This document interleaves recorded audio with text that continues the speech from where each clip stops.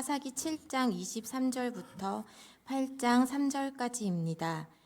이스라엘 사람들은 납달리와 아셀과 온 므낫세에서부터 부름을 받고 미디안을 추격하였더라.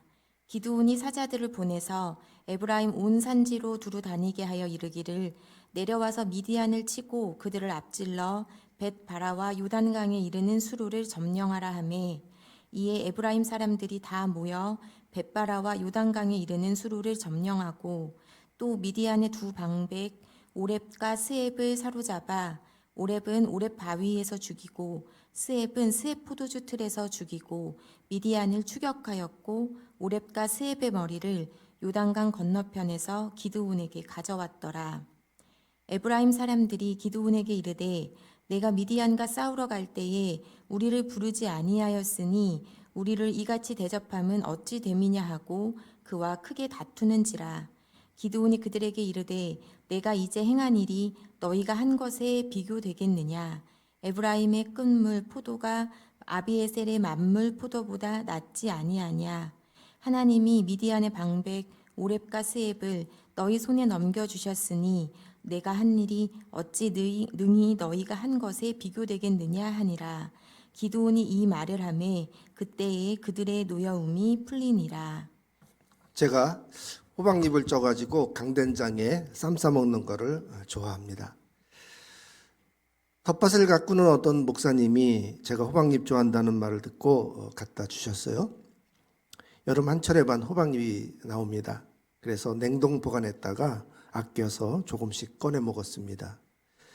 그리고 이게 마지막 끝물이라고 하면서 사진을 찍어서 보여주었습니다. 그랬더니 아직 더 딸 수 있다면서 진짜 끝물을 갖다 주겠다고 하십니다.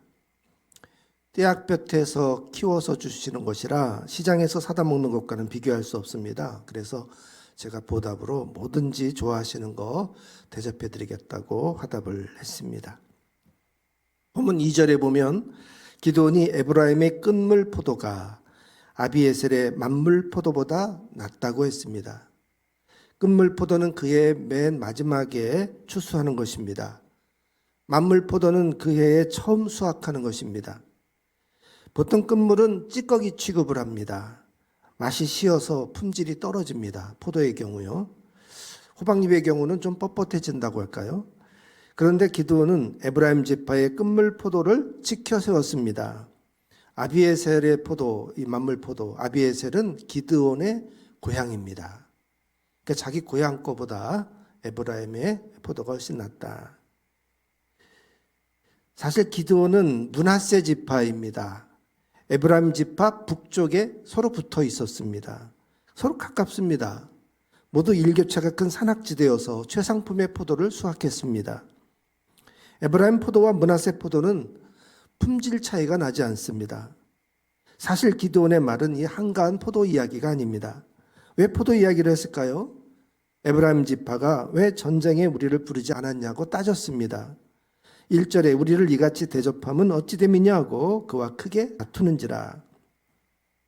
이제 막 미디안 연합군을 몰아냈습니다.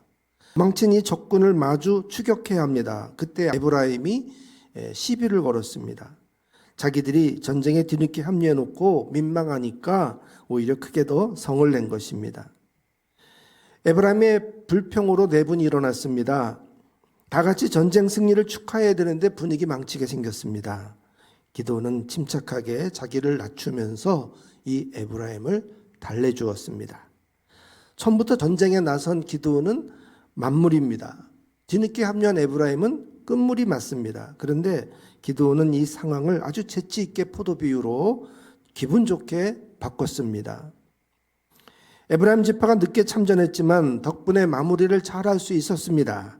기드온은 에브라임에게 승리의 공을 돌렸습니다. 에브라임 지파는 기드온의 대답에 누그러졌습니다. 3절을 보면 하나님이 미디안의 방백 오렙과 스앱을 너희 손에 넘겨주셨으니 내가 한 일이 어찌 능히 너희가 한 것에 비교되겠느냐 하니라. 기드온이 이 말을 하매 그때에 그들의 노여움이 풀리니라.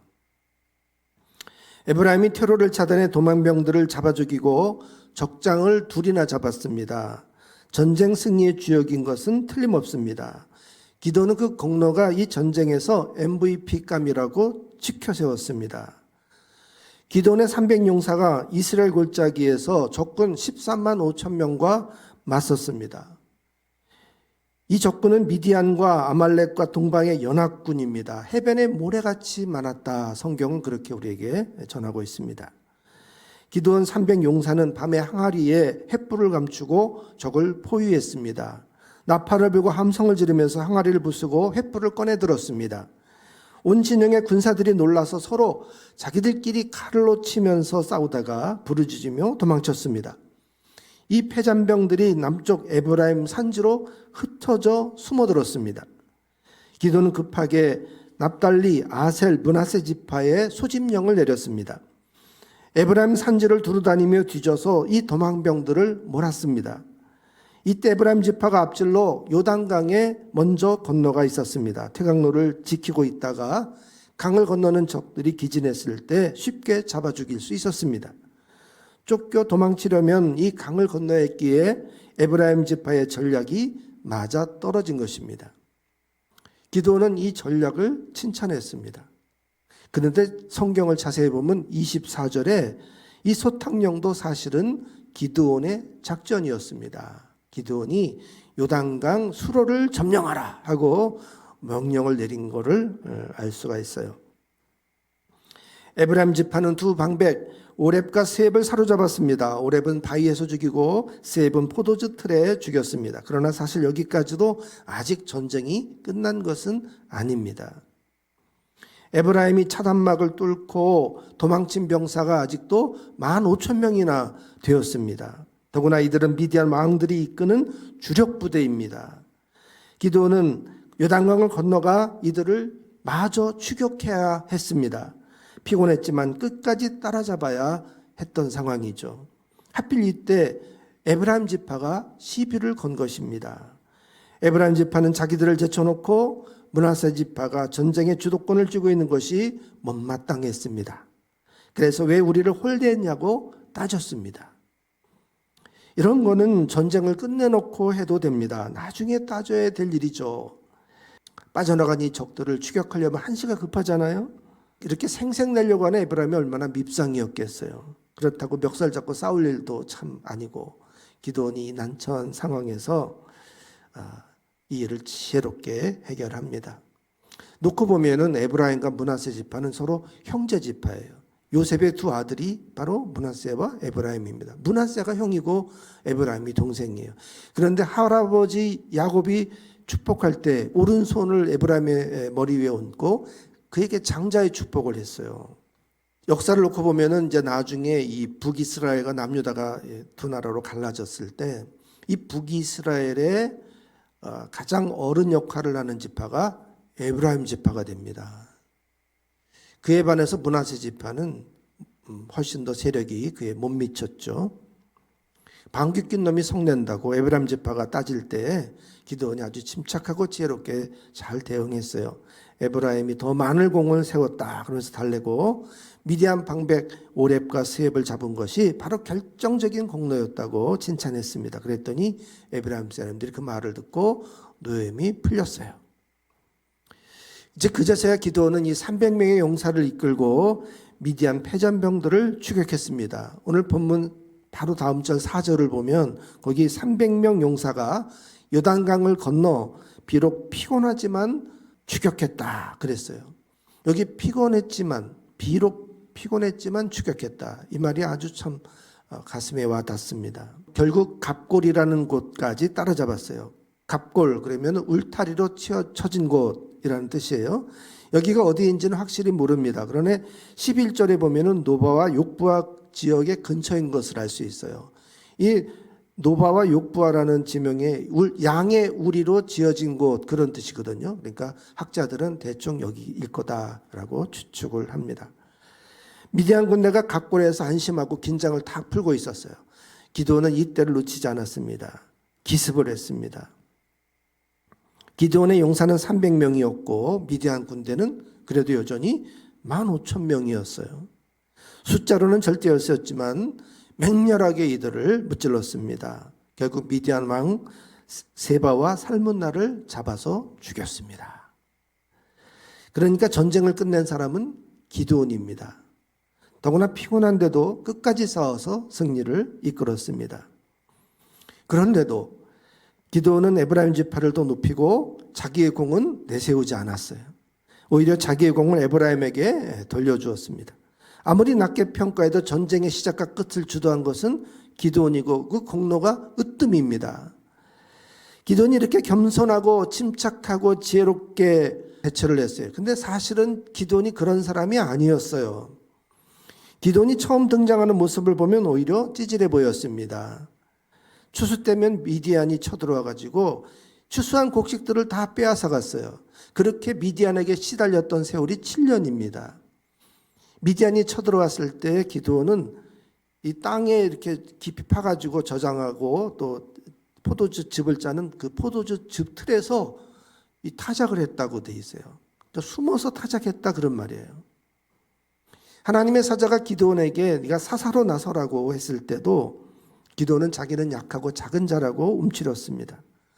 이 민족이 하나님께 버림을 받아서 이미 가망 없다며 사양을 했어요. 그래도 하나님이 다그치니까 그때 표징을 보여달라. 그래서 바위에다가 염소와 무교병을 올려놓았는데 그때 바위에서 불이 나와가지고 이게 태워졌어요. 하나님이 이런 기적을 보여주었는데도 그래도 또 다른 표징을 달라고 했습니다. 이때 하나님이 아버지가 만든 바알 제단을 쪼개서 장작으로 번제로 태워라. 그래서 기드온은 아버지가 무서워서 밤에 몰래 이 바알과 아세라상을 쪼개서 태웠습니다. 그런데도 봉변을 당하지 않았어요. 이 봉변당하지 않았다는 게 하나의 표징인 거죠. 아버지가 만든 바알과 아세라가 아무것도 아니구나, 우리를 지켜주지 못하는 우상이구나라는 것을 보여주셨어요. 그에 어찌어찌 군사를 모았지만은 미디안의 연합군에 비하면은 여전히 상대가 되지 않았습니다. 3만 2천 명 정도 모았지만은 이쪽은 13만 5천 명이었거든요. 그래서 이 불안하니까 기드온이 다시 양털을 타작마당에 놓고 기도합니다. 하나님, 내일 아침에 이 양털은 폭삭 젖고 다른 땅은 바짝 마른 모습을 보여주십시오. 그대로 됐어요. 그때 또 다시 기도합니다. 이번에는 양털만 마르고 주변의 땅은 다 적셔 주십시오. 이게 사실 자연현상에 이런 게 있을 수가 없잖아요. 그런데도 그대로 응답이 됐습니다. 그제야 전쟁에 나섰어요. 거의 떠밀려가지고 전쟁에 나선 기드온은 사실은 용사가 아니었어요. 사실 이런 마음도 약하고 싸울 줄도 모르는 이 기드온이 어떻게 이렇게 용사가 되었을까? 어떻게 지칠 대로 지쳤는데 끝까지 추격해가지고 이 적을 무찌르는 리더가 됐을까? 가장 긴박한 순간에 시비를 걸어왔던 이 에브라임 지파를 그래도 지혜롭게 달래서 수습하는 그런 모습을 보여줬을까? 문제를 수습하는 리더로 성장한 기드온을 보면은 그 비결이 뭔지 참 궁금해져요. 기드온이 300명의 용사를 데리고 싸우지 않고 그저 횃불 그리고 함성 뭐 이런 것만 갖고 승리한 줄로 알아요. 그러나 도망쳤던 이 15,000명 군사하고 싸운 모습을 한번 상상해 보세요. 이쪽은 300명이고 이쪽 15,000명입니다. 이거를 돌진에 들어가서 적과 싸운다는 것은 그건 대단한 용기와 믿음이 아니고는 불가능하죠. 아마 믿음이 없으면은 시도도 하지 못했을 거예요. 비록 패잔병이어도 그래도 15,000명 아닙니까? 근데 그거를 결단해서 들어가서 승리를 쟁취하는 걸 보면은 기드온이 바뀌어도 정말 많이 바뀐 걸로 알 수 있어요. 전쟁에서는 아주 거칠고 용맹스러운 기드온의 모습입니다. 에브라임 지파가 시비를 걸어왔을 때는 아주 겸손하고 지혜롭고 침착한 그런 그 리더의 모습이에요. 만약에 기드온이 에브라임 지파를 거칠게 다뤘다면 어떻게 되었을까요? 그러면 크게 내흥을 일으켜가지고 아마 분란이 더 심해졌고 전쟁은 끝맺음도 못하고 그리고 이 하나님께 영광 돌리는 것은 고사하고 일을 다 망쳐놨을 거예요. 하지만 기드온은 성장했습니다. 하나님이 함께 하심을 여러 번 겪었어요. 한번 곰곰이 따져보세요. 바위 위에 염소와 무교봉을 올려놨는데 하늘에 불이 내려와서 태워지는 광경을 봤을 때 하나님이 살아계심을 체험했을 거 아니에요. 그 다음에 바알과 아세라의 목상을 찍고도 봉변당하지 않았던 거. 정말 맞아 죽을 줄 알고 그 다음날 조마조마하고 있는데 오히려 동네 사람들이 막 칭찬해 주면서 대단한 놈이라고 별명을 붙여주고 그랬잖아요. 그 다음에 나팔과 횃불을 가지고 함성망으로 적군을 물리쳤던 거. 아니 그 전에 하룻샘에서 3만 2천 명을 모았지만은 그걸 다 돌려보내. 물 마시는 장면을 보고 혀로 핥아먹는 사람만 남겨놓고 300명만 남겨놓고 다 돌려보낸 그 사건도 이게 기드온이 그만큼 믿음으로 성장했. 양털 놓고 기도한 사건 이런 것들이 하나님을 경험하면서 기드온의 믿음이 참 웃자랐다는 것을 우리가 알 수 있어요. 모두 하나님이 하셨습니다. 기드온이 그걸 체험했기 때문에 이렇게 변화될 수 있었던 것이죠. 기드온이 하나님을 경험하고 겸손과 지혜를 얻었습니다. 침착하게 에브라임 지파를 달랠 수 있었습니다. 기드온이 사명을 깨닫기 때문에 피곤한 중에도 끝까지 추격해서 임무를 완수할 수 있었어요. 이 피곤했기 때문에 포기할 수 있는 게 충분히 정당성이 있잖아요. 또 가다가 두 지역을 만나서 식량 보급을 요청했는데 거절당해요.